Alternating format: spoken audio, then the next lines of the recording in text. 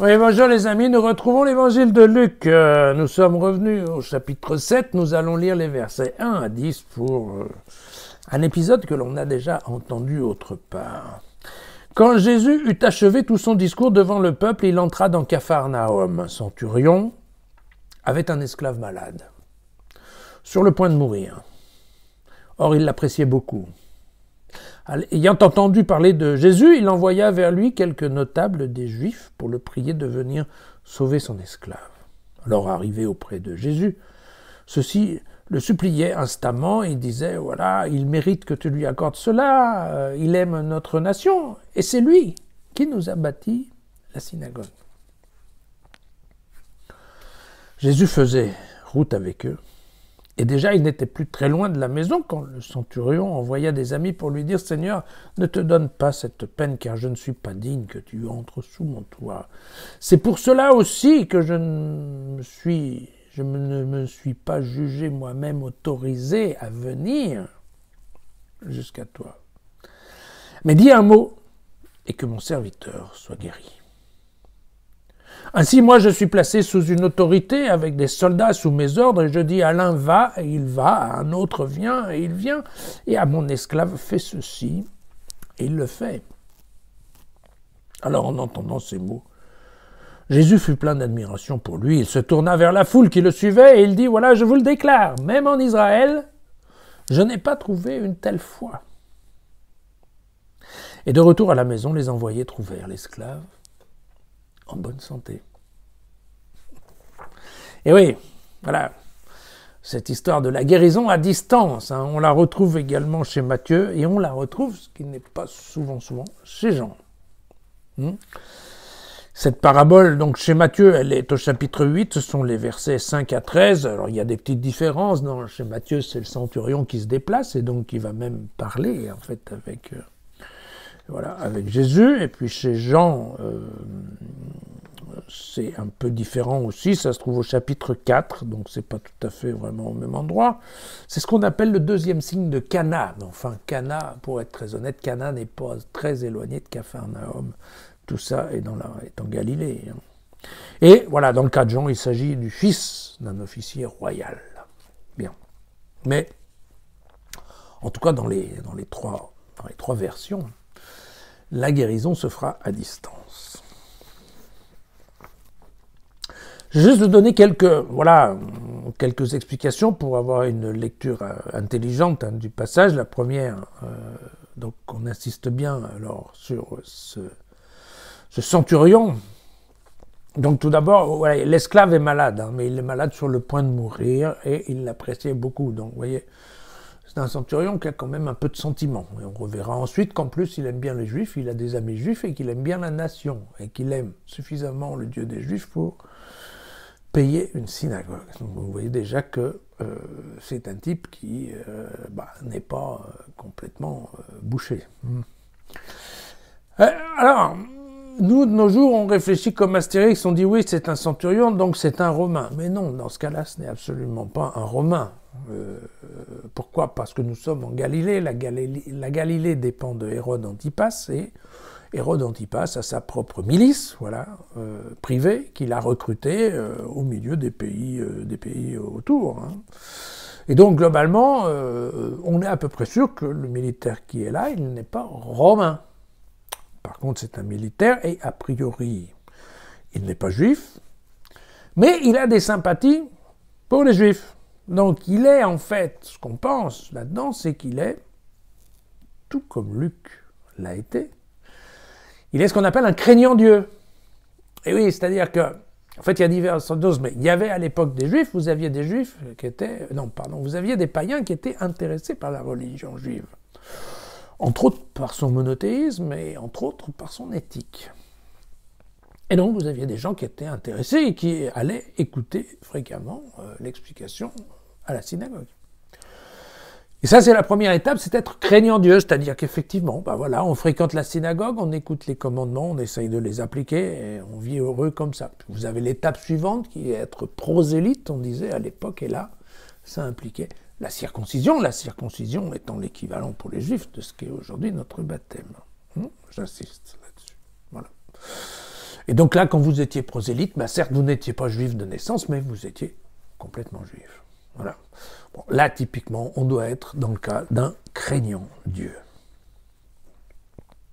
Hein?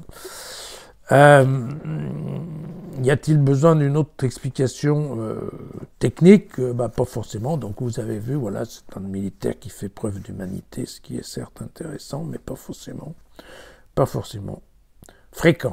Alors, évidemment, il y a une chose qui est intéressante dans ce texte que vous avez peut-être remarqué, c'est que d'une part, en fait, le centurion considère que Jésus est un juif. Pourquoi? Parce qu'il envoie bien des notables juifs pour lui parler, c'est-à-dire que lui-même a en effet l'idée qu'il n'a pas la dignité, voilà. En fait, c'est un débutant dans la religion, donc il se sent certes un type fort en termes militaires, mais de là à approcher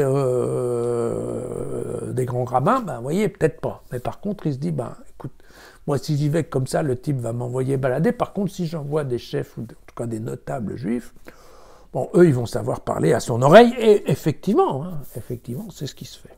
Voilà. Alors l'autre point, on dit, c'est que, évidemment, c'est une des explications, c'est que s'il dit à Jésus de ne pas se déplacer, c'est parce que lui, il est dans une maison païenne, et que donc, si Jésus est juif, alors il ne peut pas rentrer dans une maison païenne, il risque de devenir impur, et après, il va falloir qu'il se tape, en effet, les cycles de purification.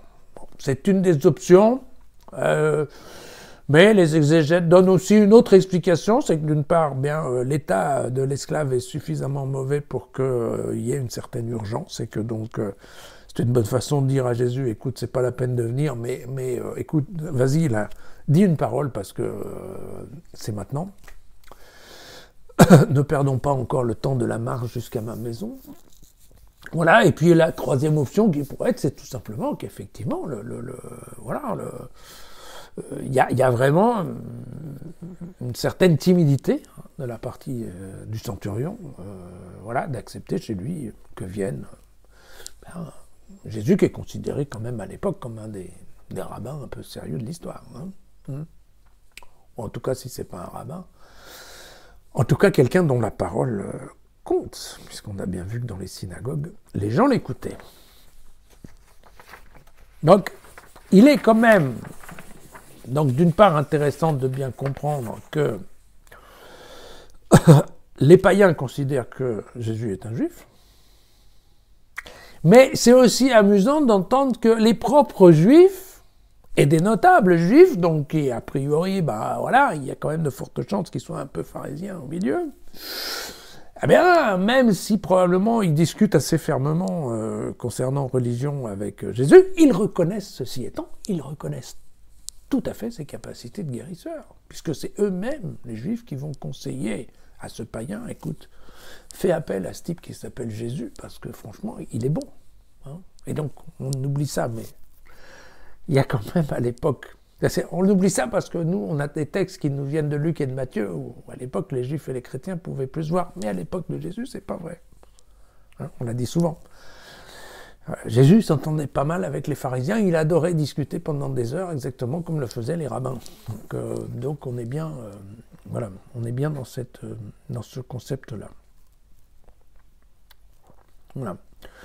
Alors, il y a cette petite phrase là d'analogie que fait le centurion en disant « moi j'ai des soldats, j'obéis à des ordres ». Bon, ça aussi, il y a deux façons de le comprendre. Il y en a une qui est de dire « écoutez, si moi je donne des ordres, toi tu peux avoir raison de plus pour que toi t'en donnes aussi et que donc tu donnes l'ordre à la maladie de s'en aller ».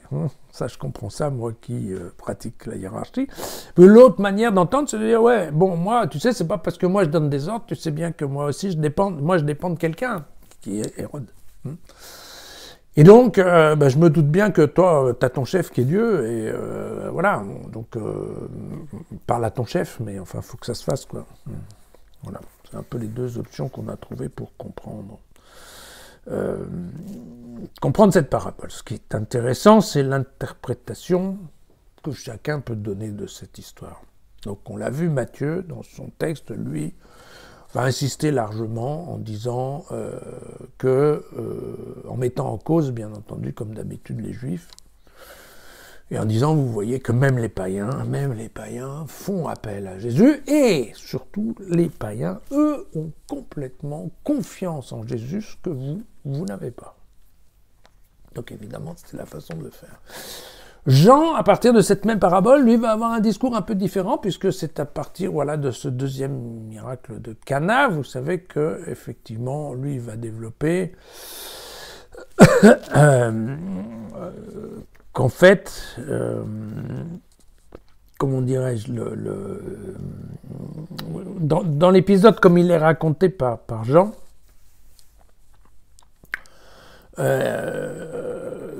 il y a l'histoire de la 7e heure. En fait, c'est un signe, c'est le deuxième signe de Cana. Voilà. Et Jésus dit au centurion, ok, vas-y, tu peux y aller, ton fils est guéri. Et le centurion s'en va. Et quand il arrive à la maison, effectivement, son fils est guéri. Et là, il demande aux serviteurs, mais vous saviez quelle heure il était quand ça s'est passé? Et les serviteurs répondent, oui, c'était la 7e heure. Or,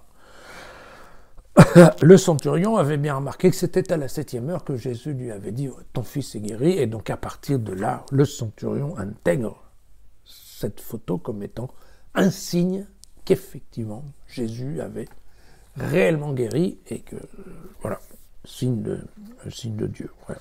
Donc, bien. Ici, Luc, c'est un peu différent parce que Luc, ici, il insiste sur le fait que si l'esclave est guéri, c'est quand même à cause de la foi du centurion. Parce que si le centurion n'était pas venu battre à sa porte, eh bien, l'esclave serait mort. C'est vrai qu'il y a bien cette idée qui est qu'en fait, d'un côté, la foi, la confiance du centurion et l'amour que Jésus donne à cet homme qui lui montre qu'effectivement il a foi en lui, eh bien ça, à la fois, c'est quand même beaucoup plus important que la présence ou la proximité physique avec le malade. D'accord ? Et ça, c'est pourquoi ? C'est parce que Luc, c'est quelque chose qui est très important pour lui, on le voit dans tout son évangile, il donne beaucoup d'importance aux médiations. Voilà. C'est-à-dire que l'idée de Luc, c'est que Dieu interfère, certes, dans la vie des hommes, mais à travers d'un certain nombre de témoins, dont Jésus. C'est ça l'idée de la mission aussi. Et que, de la même façon, eh bien, l'homme doit passer par un médiateur, un intermédiaire pour contacter Dieu. Et cet intermédiaire, ici ça nous est bien dit, c'est la loi et les prophètes. Voilà. Et donc, c'est l'idée, en fait, de la médiation automatique réciproque qui se passe toujours. C'est-à-dire que chez lui, qu'il est difficile d'avoir un contact direct. Tout se fait par médiateur interposé. Vous savez qu'après, Jean développera beaucoup le fait que pour aller à Dieu, il faut obligatoirement passer par Jésus. D'accord. Voilà.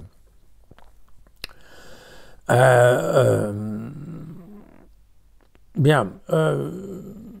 Luther, Calvin, donc les réformistes, eux, vont clamer que si le centurion avait autant de confiance dans la parole de Jésus, c'est parce que Dieu était aux manettes et qu'il était sous l'influence de Dieu. Voilà. Comme vous voyez, cette parabole donne